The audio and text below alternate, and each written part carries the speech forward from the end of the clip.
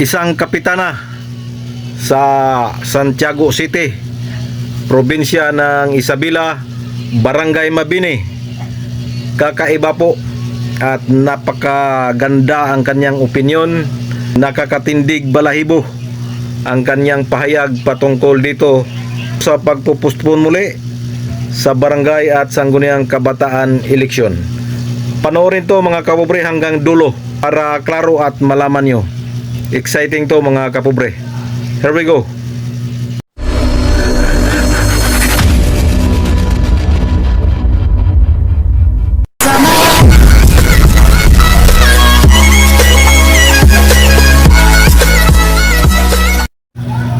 Hello, good evening mga kapobre. Isang mapagpalang gabi sa ating lahat mga kapobre. Saan man kayo naroon, Luzon, Visayas at Mindanao. Sa ating mga bayaning OFW, isang mapagpalang gabi po sa inyong lahat. Saan mang bansa kayo naroon, ingat-ingat po palagi. So, update sa barangay at sangguniang kabataan eleksyon mga kapobre. Gaya ng ating usapan, 3 upload po ang ating gagawin sa isang araw para maipakita kagad natin sa inyo mga kapobre ang mga kaganapan, mga update sa barangay at sangguniang kabataan eleksyon. Kasama na ang mga opinyon ng iba't ibang ahensya ng gobyerno. So ngayong gabi ang ating update ay laylo muna tayo sa mga congressman, sa senador at saka sa COMELEC, DILG. Dito tayo ngayon sa pinaka-sentro sa usaping barangay at sangguniang kabataan eleksyon. Ito po ay ang mga barangay kapitan. So mga kapobre, mayroon po tayong nakitang isang barangay kapitan nang nagbigay ng isang nakakatindig balahibo at nakakapangilabot na opinyon patungkol sa barangay at sangguniang kabataan eleksyon postponement. Siya po ay isang barangay kapitan sa Barangay Mabini, Santiago City, probinsya ng Isabela mga kapobre. Siya po ay walang iba kundi si Kapitana Sara Jane Santos. At isa pong pagpupugay sa iyo, Kapitana. Napakaganda po ng inyong opinion. Napakaganda po ang inyong sinasabi. At naantig po ang aking kaisipan sa iyong mga sinasabi patungkol dito sa plano na namang pagpapaliban or postponement sa barangay at sangguniang kabataan eleksyon. Napakaganda po ang iyong sinasabi. Shout out dyan sa iyo, Kapitana Sara Jane Santos, at sa iyong mga constituent dyan sa Barangay Mabini, Santiago City, Province of Isabela. So ito po mga kapobre, panoorin nyo po itong napakagandang sinasabi, napakagandang pahayag ni Kapitana Sara Jane Santos. Here we go. So, ang masabi ko lang ha, hindi pansari, ito yung sa akin talaga to, vocal. Kung hindi matuloy, dahil yun ang gusto nila, pero yung gusto ko, matuloy sana. Diba? Kasi, katulad yung sinasabi ni, COMELEC, Garcia, na nakahanda naman sila, nakaprint na sila, ano pang hinihintay natin? Yun lang, yung sasabihin lang na tutok-tukan na postponement, yun lang. Dahil lang doon. Yung gusto ng ibang tao, bakit yung mga nasa taas lang ang pakikinggan? Di pakinggan nila yung lahat. Diba? Kasi baka meron dyan yung mas dapat na umupo kaysa sa aming mga nakaupo ngayon. Diba? Bakit di natin bigyan sila ng pagkakataon din na makapagserbisyo? Baka may example ko na lang po yun sa akin dito sa Mabini. Bakit ko gusto? Kasi, ano lang yan title lang yan.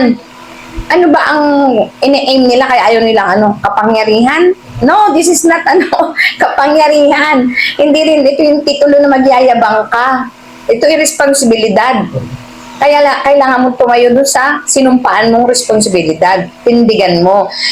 Paano naman yung mga tao na hindi naman nag-excel ang mga nakaupo sa kanila? Ang nagdudusa, mas marami. Kesa doon sa nagbubunyi dahil siya pa rin yung nakaupo. Di ba? Mas negative 10 eh. Hindi po ba, sir? Hindi ko lang alam kung tama yung sinasabi ko, pero ito lang yun sa akin. Sa iyo ay? Opo. Sa akin ay, kung gusto ko lang, matuloy na sana. Kasi it's very near. Para sabihin mo pang ano, parang yung laman, yung kumbaga sa aso, sa hayop, yung ibabagsak ng meat na nakanganga na lahat ng aso, hindi mo alam kung ibabagsak mo ba o hindi. Hindi po ba? Parang hindi ko alam kung tama ba yung word na pinaglalaroan ba kami. So yan po, napakaganda po ang sinasabi ng isang magiting na kapitana. Panigurado itong sa kapitana ay kahit sino ang magiging kalaban nito ay talaga pong hindi mananalo. Dahil napakaganda po ang kaniyang panindigan. At tatlong bagay po ng aking hinahangaan sa kanyang sinasabi.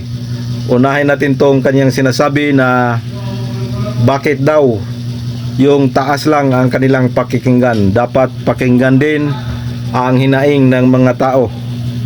At kailangan mag-eleksyon daw. Dapat matuloy ang barangay at sangguniang kabataan eleksyon para naman daw mabigyan ng pagkakataon itong gustong manilbihan.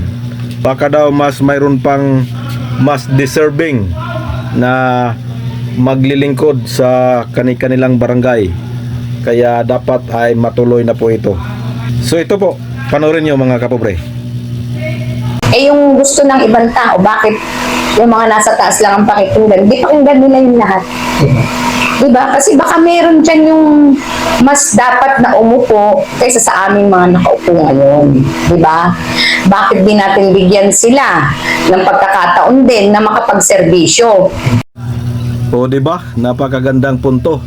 At pangalawang punto po na umantig sa aking kaisipan ay ito pong sinasabi ni Kapitana na paano naman daw ang isang barangay kung hindi na nag-i-excel itong mga naglilingkod.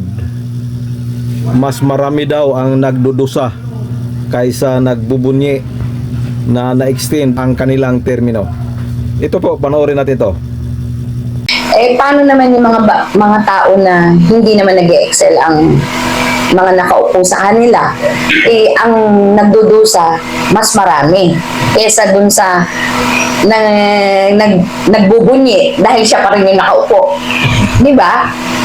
Mas negative 10 eh. So yun po. At ang pangatlong punto ni Kapitana na ito ang pinaka the best at umantig sa aking puso't isipan ay ito pong kanyang sinasabi na parang nakanganga na lang daw itong mga barangay official at naghihintay na lang na ihulog yung pagkain sa kanilang mga bunganga. Yun ang literal na pagkasabi ni Kapitana. At ang matindi ay parang pinaglalaruan na lang daw ng mga nasa katungkulan ang barangay at sangguniang kabataan. Sa akin ay, kung gusto ko lang, matuloy na sana. Kasi it's very near. Para sabihin mo pang ano, parang yung laman, yung kumbaga sa aso, sa hayop, yung ibabagsak ng meat na nakanganga na lahat ng aso, hindi mo alam kung ibabagsak mo ba o hindi. Hindi po ba? Parang hindi ko alam kung tama ba yung word na pinaglalaroan ba kami. So yun po, nako po, napakatindi ang sinabi ni Kapitana Sara Jane Santos, mga kapobre. Parang nakanganga na lang daw, naghihintay na lang daw na may ilagay na pagkain, parang aso daw. Nako po, napaka real talk naman ang sinabi ni Kapitana. At ang matindi dito, ay naisip ni Kapitana Sarah Jane na parang pinaglalaruan na lang daw ng mga politiko ang barangay at sangguniang kabataan. So mga kapobre, again, may snappy salute to you, Barangay Kapitan Sarah Jane Santos. Napakatindi at napakagaling ng iyong opinyon, ang iyong pananaw patungkol dito. So panigurado at alam na alam ko, mahal na mahal ka ng iyong mga constituents dahil hindi ka sakim sa kapangyarihan. Gusto mong ma-share sa iba kung sino ang may gustong maglingkod. So yan dapat sana ang tularan ng ating mga barangay official. So panigurado, kung matutuloy itong November 2, 2026 barangay at sangguniang kabataan eleksyon, panigurado walang kukontra dyan kay Kapitana, walang lalaban dyan. Kung mayroon man, panigurado sa kangkungan pulutin, dahil ang ganong klaseng opisyal yun dapat ang manilbihan, dahil hindi po sakim, hindi ganid sa kapangyarihan, at ang iniisip ay ang kapakanan ng nakakarami. So again, walang katapusang saludo sa iyo, Kapitana Sarah Jane Santos ng Barangay Mabini, Santiago City, Isabela. Thank you and God bless you. So kita-kits mga kapobre, tomorrow morning sa ating next upload. This is your Kap John Official. Please support, please subscribe. Bye bye and God bless us all.